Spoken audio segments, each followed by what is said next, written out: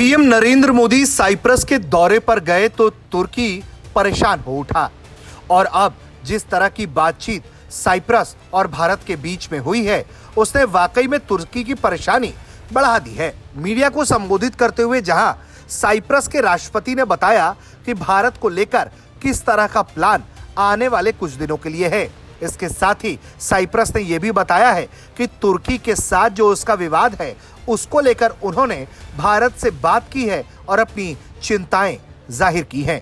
हम अंतर्राष्ट्रीय जो नियम है उस का संरक्षण करने में विश्वास रखते हैं।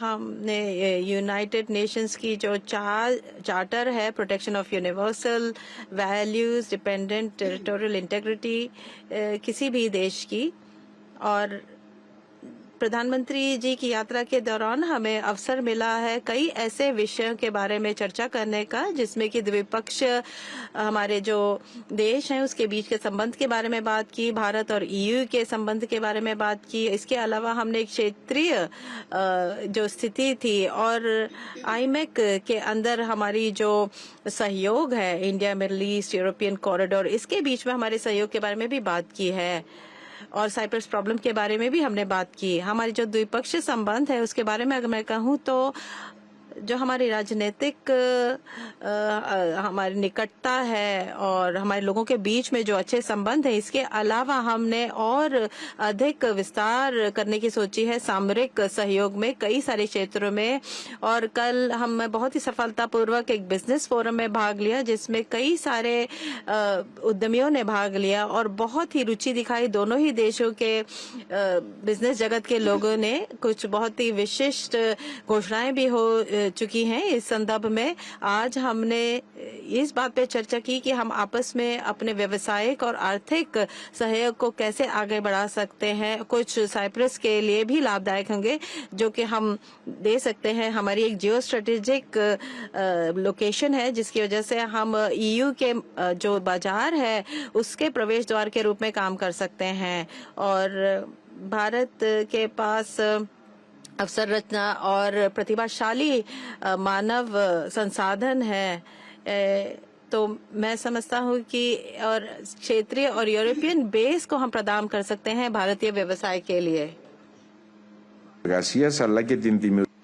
हमने अपने द्विपक्षीय सहयोग को बढ़ाने के बारे में भी बात करी और कई विभिन्न मुद्दों पर सिनर्जी के बारे में, रक्षा सहयोग, संकट प्रबंधन, पर्यटन और नवाचार और आर्टिफिशियल इंटेलिजेंस के क्षेत्र में भी काम करना चाहते हैं और हम सहमत हुए इन सभी क्षेत्रों में एक साथ मिलकर काम करने ताकि हम विशिष्ट परिणाम दे सकें।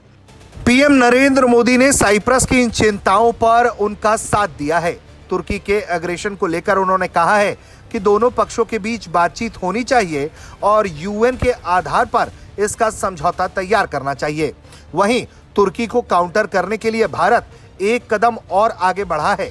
साइप्रस के साथ डिफेंस सेक्टर में काम करने का प्लान तैयार किया जा रहा है। ये खबर वाकई में तुर्की को परेशान करने वाली है।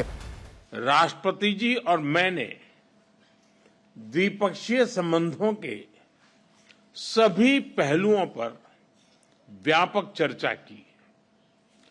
साइप्रस के विजन 2035 और विकसित भारत 2047 के विजन के कई पहलुओं में समानता है, इसलिए हम साथ मिलकर भविष्य को आकार देंगे। अपनी साझेदारी को स्ट्रैटेजिक दिशा देने के लिए हम अगले 5 वर्षों के लिए एक ठोस रोडमैप बनाएंगे। रक्षा और सहयोग को और मजबूती देने के लिए द्विपक्षीय डिफेंस कोऑपरेशन प्रोग्राम के तहत रक्षा उद्योग पर बल दिया जाएगा। साइबर और मैरीटाइम सिक्योरिटी पर अलग से डायलॉग शुरू किया जाएगा। क्रॉस बॉर्डर टेररिज्म के विरुद्ध भारत की लड़ाई में साइप्रस के सतत समर्थन के लिए हम बहुत बहुत आभारी हैं। आतंकवाद, ड्रग्स और आर्म्स की तस्करी की रोकथाम के लिए हमारी एजेंसीज के बीच रियल टाइम इंफॉर्मेशन एक्सचेंज का मैकेनिज्म तैयार किया जाएगा। हम दोनों सहमत हैं कि हमारे आपसी व्यापार और निवेश में बहुत पोटेंशियल है। कल राष्ट्रपति जी के साथ मैंने दोनों देशों के आर्थिक संबंधों को लेकर बिजनेस जगत में एक उत्साह और सिनर्जी को महसूस किया। हम एक पारस्परिक लाभकारी भारत और ईयू फ्री ट्रेड एग्रीमेंट को साल के अंत तक संपन्न करने के लिए काम कर रहे हैं। साइप्रस और भारत दोनों की ही तुर्की से नहीं बन रही है, कारण तुर्की का अग्रेशन और चालबाजियां।